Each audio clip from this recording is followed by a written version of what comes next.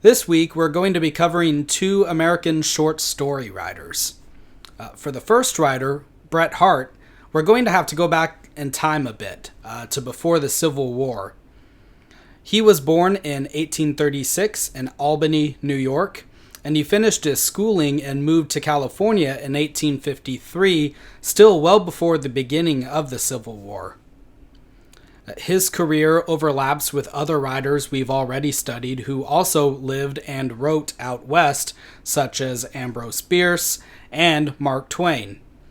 In fact, Bret Harte saw himself as something of a mentor to Mark Twain, as someone who was leading the American literary scene away from Romanticism, which had come out of Europe, toward realism.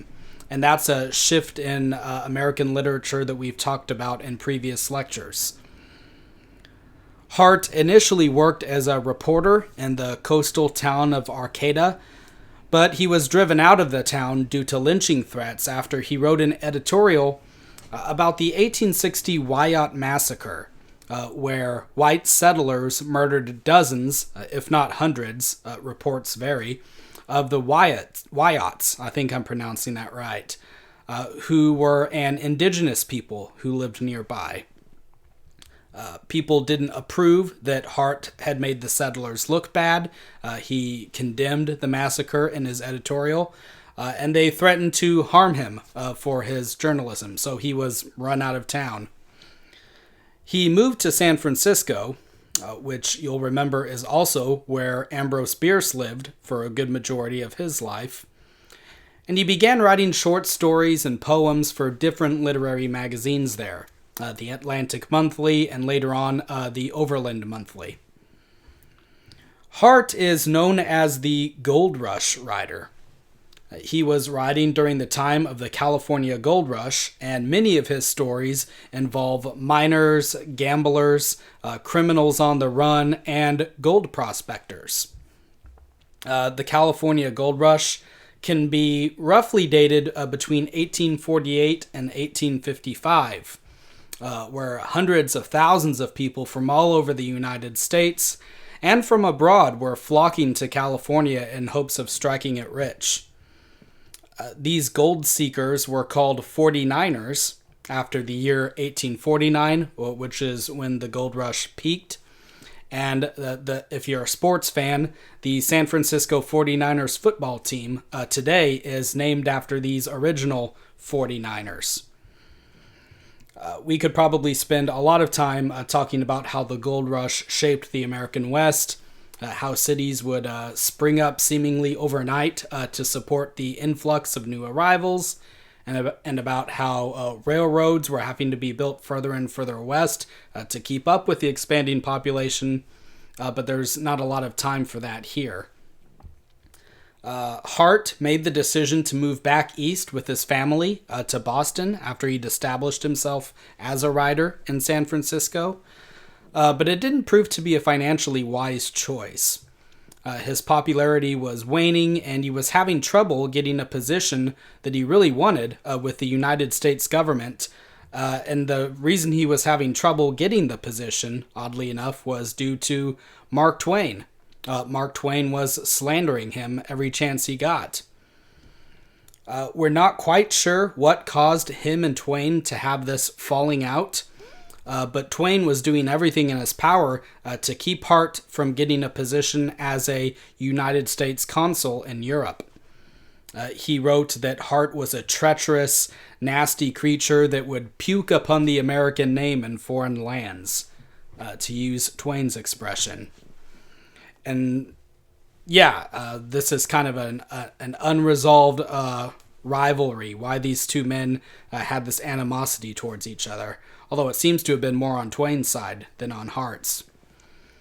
But Harte did eventually get the consulship, first in Germany and then later on in Glasgow, and he spent the last 24 years of his life in England, continuing to write and to fulfill his duties for the government.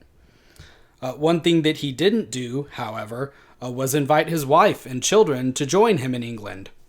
And he never went back to America to visit them either. He only sent them money to support them there. So he didn't abandon them, he just abandoned them. He provided for them financially, but that was about it. Twain would later say that this was one of the things that he didn't like about Harte, though there's evidence that there was more to his dislike than that. Twain would write especially often about how he found Harte's writings and stories insincere. And again, Harte never really fired back at Twain. It was just this kind of one-sided feud. So let's take a look at the two stories that you read of Harte's. Both take place in prospecting camps in the Californian mountains. In fact, they both seem to take place in the same sort of fictional universe or fictional world. Roaring Camp is mentioned in both stories, and Mr. Oakhurst makes an appearance in both stories as well. Both Roaring Camp and Poker Flat seem to be places that are a bit lawless. The first is described as a place where people are so rowdy and drunk that they can be heard from miles away, hence the name, Roaring Camp. And the second implements its own harsh brand of justice instead of there being any due process or trial for alleged offenders.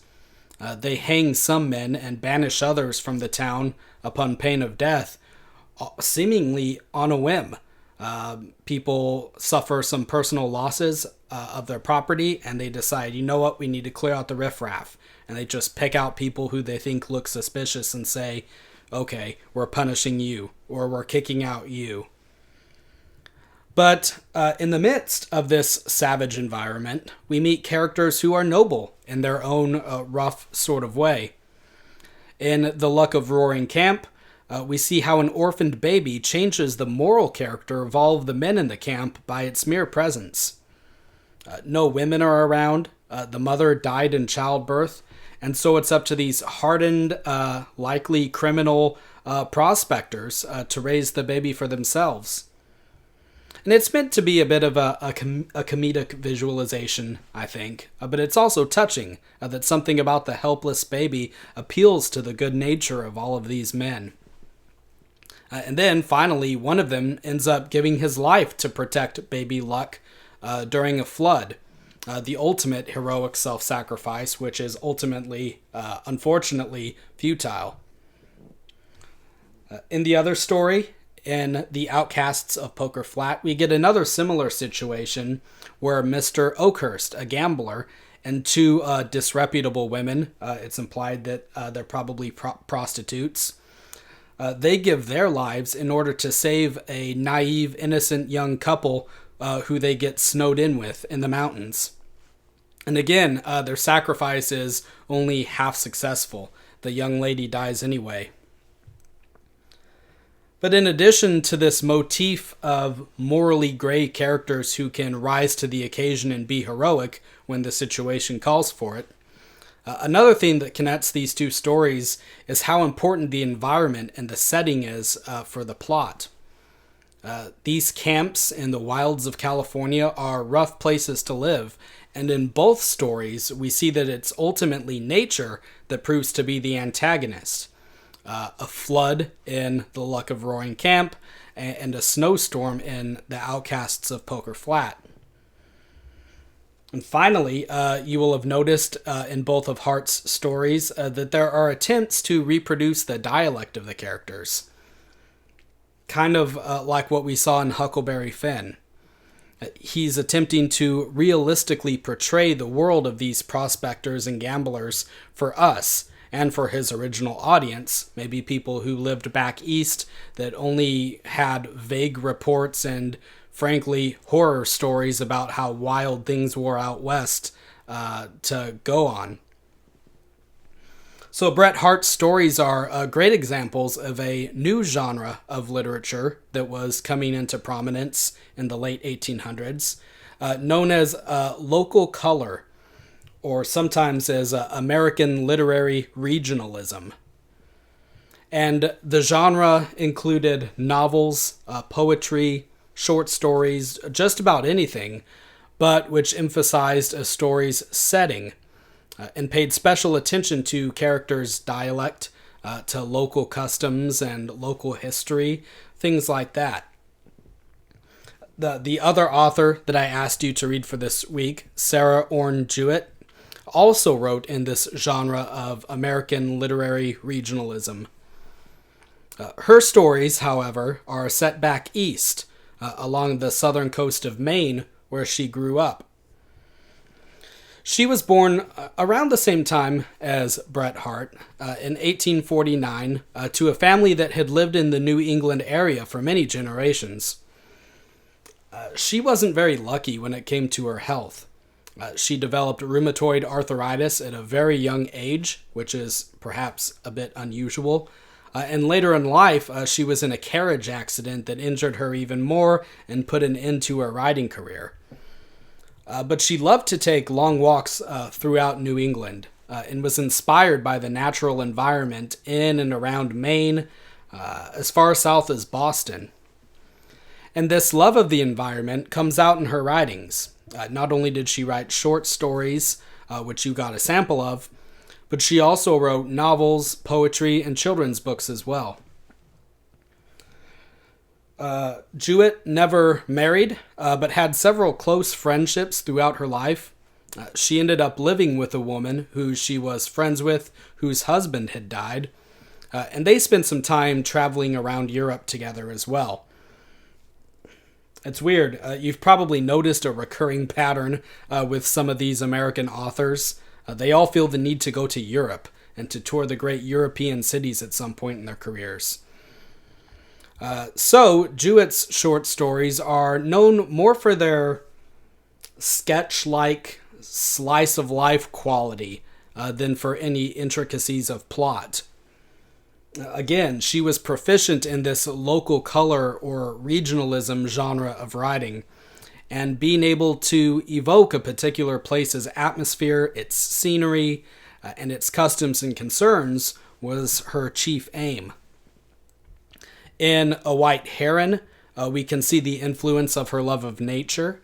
The young protagonist, Sylvia, has to make a decision between her love for the woods in which she lives and the animals that inhabit it, and her newly awakened romantic feelings for a young hunter who comes by seeking a white heron. But Jewett does manage to fit in themes which are important to her. It's not like her short stories are just about portraying the local customs. She does work in larger ideas.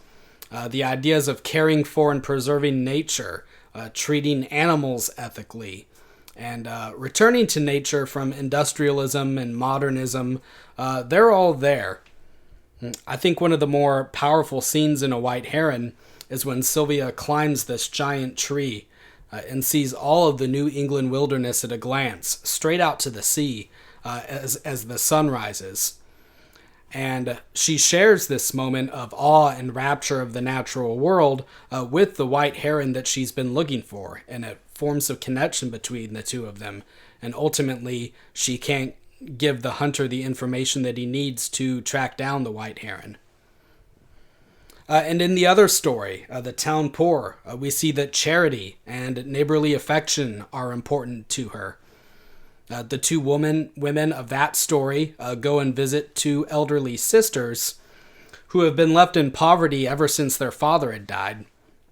And the visit leads the two women to berate themselves that they've left the sisters alone to wallow in sadness and neglect all this time when they've had it in their power to make things better for them.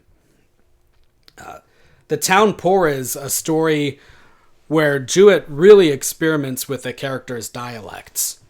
It can be a bit difficult to read, in the same way that Huckleberry Finn was difficult to read. Only this time it's a New England accent that he's trying to that's being reproduced, not a Southern one. We'll talk more about the local color genre and about the influence that these authors in particular had on future writers in upcoming lectures. Thanks for watching.